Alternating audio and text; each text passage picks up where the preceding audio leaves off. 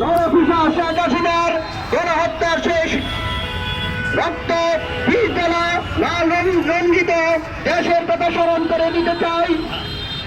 4 August Awami গুন্ডা বাহিনী যখন 10 নম্বর গোলক্ষেত্র দখল দিয়ে পুলিশ বাহিনী দিয়ে সাধারণ জনগণের উপর গুলি এবং লাঠিচার্জ ছুটছে, তখন আমি আর এই দৃশ্য দেখে ঘরে দিতে থাকতে পারিনি। আমি ছুটে এসেছি প্রতিরোধ করার জন্য। যখন আমরা 10 নম্বরে একটা মিছিল নিয়ে এসেছি, আর এই স্বৈরশাসনের গুন্ডা বাহিনী আমাদের উপর অতর্কিতভাবে গুলি চালানো শুরু করে। আমরা যখন অন্যদিকে চলে যাওয়ার চেষ্টা করি, আশ্রয় করার চেষ্টা করি, বেনারসি পল্লীতে গিয়ে তখন আমাকে একটি রিভলভার দিয়ে গুলি করে।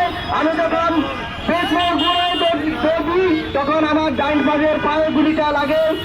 ভাগ্যক্রমে আমি বড় ধরনের দুর্ঘটনা থেকে আল্লাহ রাব্বুল আলামিন আমাকে দুনিয়াতে রেখেছেন। আমি উপদেষ্টা মন্ডলীদেরকে বলে দিতে চাই, এই নরপিশাচ স্বৈরশাসক শেখ হাসিনা অনতিবিলম্বে ইন্টারপোলের মাধ্যমে ইন্ডিয়া থেকে বাংলাদেশে এনে ফাঁসি কার্যকর করতে হবে। আপনারা কেন গণনাশি করতেছেন? আমি প্রতি রাতে চিন্তায় মগ্ন হয়ে যাই। আপনাদের কেন শাসন ব্যবস্থা এত দুর্বল হয়ে যাচ্ছে? আমাদের রক্তের বিনয় কি